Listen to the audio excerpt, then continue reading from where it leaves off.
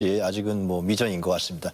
오늘 예정된 시간대로 끝난다 그러면 이제 한국 시간으로 1시 55분부터 양측의 그 오찬이 예정돼 있습니다. 자, 김 교수님, 우리 한국 정부의 어떤 역할과 어차피 이 부담은 우리가 안게 되는 거 아닙니까? 결국은 우리가 안게 됩니다. 미국에서도 부담이 있겠지만 가장 직접적인 부담은 우리가 안을 수밖에 없는 건데요. 맞습니다. 어떻게 보십니까? 예.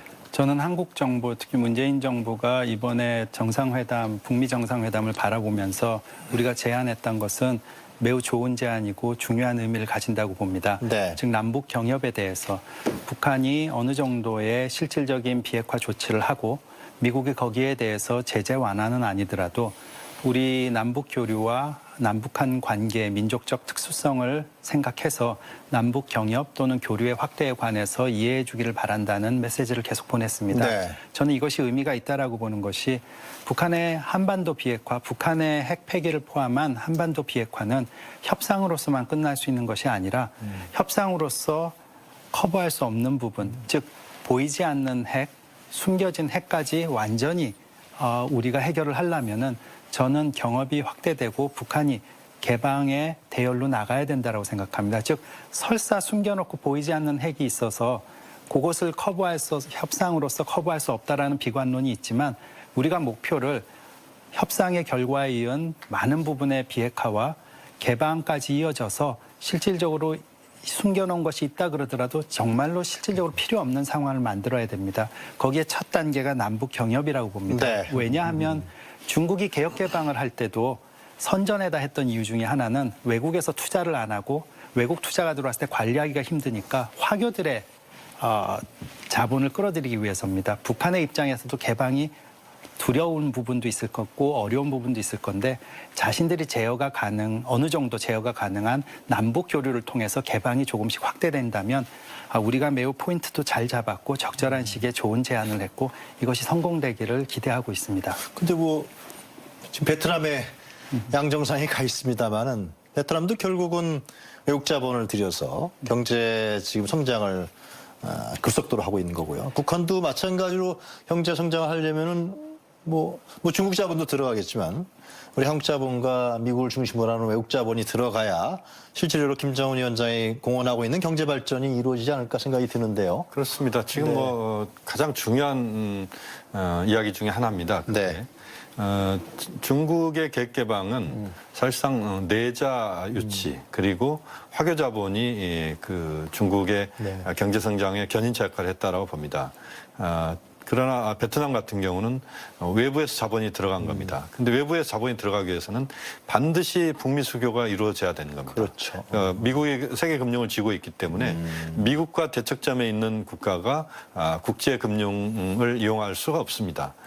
거기에 대해서 북한과 지금 베트남의 입장에서 본다면 베트남은 그것을 이미 실행을 하면서 미국과의 관계 정상을 했고 도이모의 정책이 외자 유치에서 진행되면서 연 7% 거의 고도 성장을 지금 이루고 있다 이렇게 봐야 되는데 네. 북한도 역시 마찬가지입니다. 어쨌든 미국과의 관계 개선, 미국과의 국교 정상화를 하지 않고는 외자 유치는 대단히 어렵다. 중국에서 들어가는 것도 미국이나 국제사회가 중국을 압박할 수밖에 없는 현재 제재 구조를 보면 중국도 사실은 미국 금융 앞에서는 굉장히 힘들게 접근할 수밖에 없거든요. 네. 우리 남측의 금융은 더더욱 그렇습니다. 미국이 막아서기 시작하면 전혀 물샐 틈 없는 미국의 그 금융망에 걸리기 시작하면 우리가 할 수 있는 게 아무것도 없습니다. 그렇게 본다면 북미 관계를 풀어갈 수밖에 없는 게 북한의 현실이고 네. 또 그 경협을 이룩하기 위해서도 지금의 구조를 바꿔야 되는데 그러려면 핵을 포기하지 않고는 절대적으로 북미 관계는 풀리지 않는다라고 하는 이런 모든 것들이 연관돼 있고 연쇄가 지금 연쇄고리처럼 얽혀 있기 때문에 그 매듭을 푸는 핵심적인 것이 비핵화인 것이고 네. 거기에서 성과가 나와야 다른 것들이 풀리고 남북 관계도 역시 근본적인 발전할 수 있고 우리 대기업이 북한에 지금 못 들어갑니다. 네. 북한으로서는 대기업이 들어오기를 확수고대하고 있거든요. 삼성이 들어오기를 기대하는 것 같더라고요. 그렇습니다. 그래야 네. 뭔가 북한도 큰 어떤 성과들이 나올 수 있다고 보기 때문이지요. 그렇죠. 정 교수님, 문 대통령이 통화를 하면서 트럼프 대통령과 통화를 하면서 남북도로 철도 얘기를 했어요, 그죠? 그렇죠. 예, 그것도 굉장히 중요한 문제 아니겠습니까? 그렇습니다. 네. 지금 작년에도 우리 그 남북 철도 연결과 관련해서 많은 얘기들이 있었는데요. 네. 사실 지금 단계에서는 그렇게 중요하지 않습니다만 본격적으로 남북 경협이 시작되면 물자 수송이라든지 또 인원들이 왕래를 하기 위해서 굉장히 중요한 요소고요. 뭐 다 잘 알려진 내용입니다만 철도가 북한까지만 연결되는 것이 아니라 중국 또 러시아를 통해서 유라시아 대륙을 다 관통해야 되고 예, 꿈 같은 일이에요. 아주. 이번에도 우리 김정은 위원장이 철도를 이용해서 베트남까지 가지 않았습니까? 네. 부산에서도 충분히 출발해서 갈 수 있다는 네. 거거든요. 이게 만약에 북한과 중국과 베트남의 관광 자원을 연결을 한다면 네. 충분히 우리도 부산에서 출발해서 철도로 베트남까지 관광이 가능하다는 얘기죠. 그런 면에서 보면 그 철도 연결, 도로 연결이 굉장히 중요한 의미가 있다고 생각을 하고요. 네. 아까 베트남과 관련해서 한 가지만 짧게 말씀드리면 네. 베트남의 경제 제재를 제한한 것이 이제 미국이 1991년에 제한을 하고요. 실제로 94년도에 해제가 됩니다. 그리고 이제 경제 제재가 해제되면서 바로 95년에 이제 수교가 이루어진 그런 단계가 그게 왔는데요. 빌 클린턴 행정부 때입니까? 그렇죠. 그러면서 이제 마침내 이제 미국 정상으로는 처음으로 이제 클린턴 대통령이 2000년에 방문을 하게 됩니다. 그래서 양국 관계가 완전히 이제 복원이 되는데요. 북한도 이번 회담이 잘 이루어진다면 이제 제재 해제와 또 연락사무소를 거쳐서 대사급 수교까지 네. 일사천리로 진행될 수도 있지 않을까 이렇게 생각을 합니다. 네. 하여튼 오늘 회담 결과 이제 몇 시간 뒤면은 나올 것 같은데요. 하노이 선언이 하여튼 기대가 더 크고요. 또 우려도 일부 있는 것도 우리가 금할 수 없는 것 같습니다. 지금 장면이 나오는 게 확대 정상회담 종료 후에 진행될 업무 오찬이라고 그랬는데요. 이 명칭을 업무 오찬이라고 그랬어요. 예. 그죠? 왜 그냥 같이 식사하면 안 되는 건가? 업무자가 또 왜 들어갔습니까? 이게? 확대회담 종료 후에도 네. 의전상 외교 의전상으로 보면은 네. 나눠야 될 얘기, 아마 마무리 작업이라든가 그런 부분에 의미를 둔 것 같습니다. 선언까지 뭐 문구 다듬어야 되는 건가요? 예, 아마도 확대 정상회담이 끝나면 네. 또다시 성명을 발표하든 기자 성명을 얘기하든 기자회견에서의 낭독문을 준비하든 네. 아마 실무진이 또 글을 써야 되는 준비해야 되는 부분이 있기 때문에 이 부분에 오찬이 있는 시기 사이에 실무자들은 아마 네. 의견을 정리해서 회담의 결과를 정리하는 그 과정이 있을 것 같습니다. 또 확대회담에서 많은 얘기를 했지만은 업무 오찬까지 가면서 둘 양측의 주요 이슈에 관해서 양측이 최선을 다하고 끝까지 노력을 했다라는 모습을 보여준다라는 의미도 포함되어 있을 것으로 생각합니다. 지금 아직 확대 정상회담이 거의 끝나가는 것 같습니다. 하여튼 잠시 뒤에는 북미 정상이 오찬장에 입장할 예정이라는 소식이 지금 하노이에서 들어오고 있는데요. 저 화면 뒤에 트럼프 대통령 같은 사람이 좀 보이는 것 같은데요. 그래요? 파란색 넥타이가 정 교수님이 참 눈이 예리해서 김정은 위원장은 안 보입니까? 예, 트럼프 대통령의 그 독특한 그 넥타이가 보이는 것 같은 느낌이었는데. 그럼 이 확대 정상회담이 끝났다는 얘기네요. 끝나고 이동하지 않을까. 왜냐하면 네. 아까도 이제 우리 김 교수님 말씀해 주셨지만 이게 오찬이지만 그냥 밥을 먹는 게 아니고 업무 오찬입니다. 글쎄 말이에요. 업무 오찬은 업무를 하면서 오찬을 곁들이는 거죠. 오찬이 주가 아닙니다. 그래서 미처 못한 내용들은 여기서 계속 하는 거고요. 그렇기 때문에 확대 정상회담이 조금 길어질 수는 있습니다만 네. 굳이 얘기가 안 끝났으니 여기서 다 끝내고 밥 먹자 이럴 필요는 없는 거죠. 그러니까 아마 시간에 맞춰서 대충 크게 오차가 크지 않는 범위에서 들어오지 않을까 이렇게 생각합니다. 그러면 최종 결과는 하여튼 하노이 선언의 내용을 봐야 알겠군요. 그렇죠. 네. 하노이 선언에서 어떤 내용이 나오냐. 이게 한 2시간 정도 남은 겁니까? 2시간 뒤면은 확실하게 알 것 같은데요. 그렇습니다. 근데 이것이 세 분 교수님이 말씀하셨습니다만은 이것이 오늘 결과가 한반도의 운명을 크게 좌우합니다만은 이것이 결정적으로 이제 끝나고 시작되고 이런 거보다도 하나의 과정으로서 프로세스로서 또 단계별로 우리가 이 과정을 보고요. 또 그 속에서 문재인 정부가 어떤 역할을 또 할 것인가 이 점도 우리 함께 고민해야 되지 않겠느냐 그런 생각이 듭니다. 지금 북미 간에 이루어지는 결과니까요. 그렇죠. 우리가 할 수 있는 부분이 또 있지 않겠습니까? 예. 제가 개인적인 얘기면 개성공단 안 된다 그래도 우리 그냥 들어가면 안 됩니까?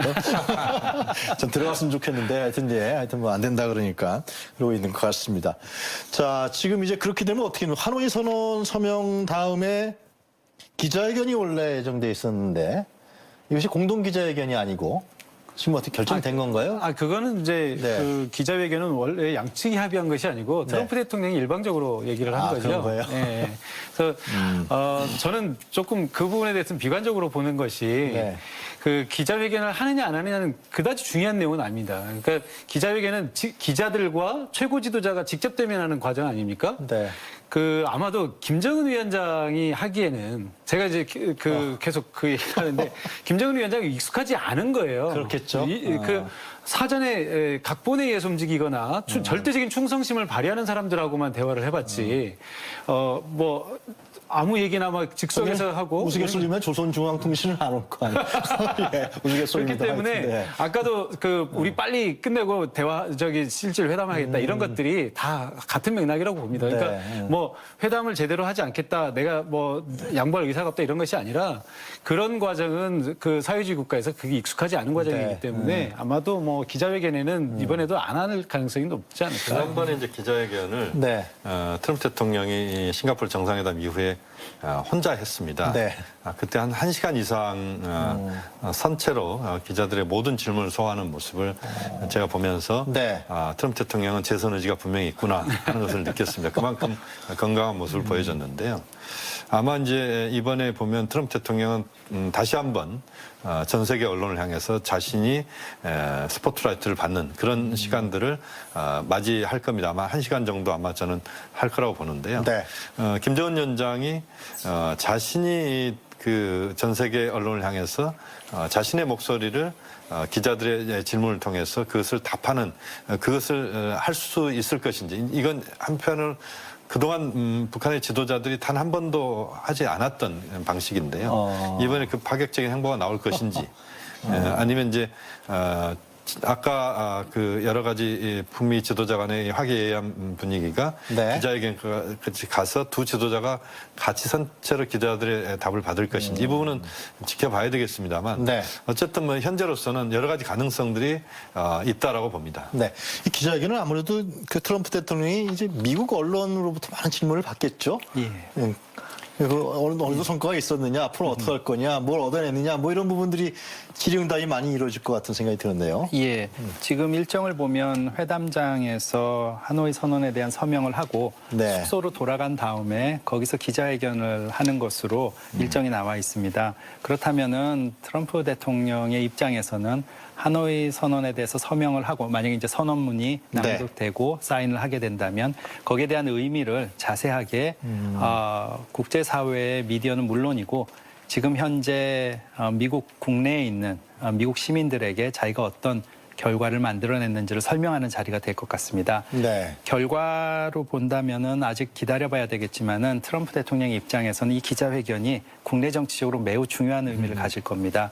이미 언론에 나왔듯이 오전에 미국 시간으로는 어제 27일 날에 마이클 코언 변호사가 그 증언에서 트럼프 대통령에게 매우 불리한 즉 소련의 대선 개입 문제라든가 아니면 스캔들에 관한 문제에서 불리한 증언들을 내세웠기 때문에 이것에 대해서 정치적으로 보완하기 위해서라도 트럼프 대통령은 이 기자회견에서 매우 많은 의미를 두고 네. 설명을 할 것으로 생각됩니다. 김정은 위원장이 같이 한다 그러면 어떨까요? 그것도 세계적인 뉴스가 되나요? 그렇게 되면 더 많은 하이라이트를 받을 건데 아까 네. 정 교수님 지적하신 대로 네. 과연 북한 측에서 그런 언론 인터뷰에 익숙하지 않은 김정은 위원장이 참석할지에 관해서는 의문입니다. 아까도 사실은 모두 발언할 때 인권 문제를 탁 그 기자가 도발적인 질문을 하지 않습니까? 그렇죠. 뻔히 김정은 위원장이 곤혹스러울 거 알면서도 특히 기자들 정신이 또 그런 거 아닙니까? 네. 근데 그걸 알면서 최고존엄에게 만약에 질문 기회를 줬는데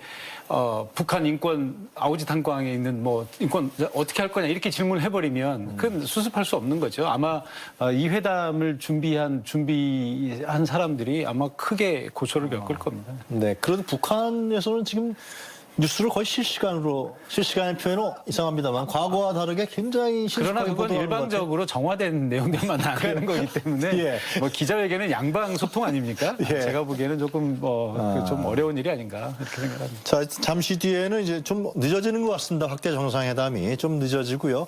확대 정상회담이 끝나는 대로 이제 업무 오찬, 식사하면서까지도 또 얘기가 또 진행되는 모양입니다. 업무 오찬이 있은 다음에는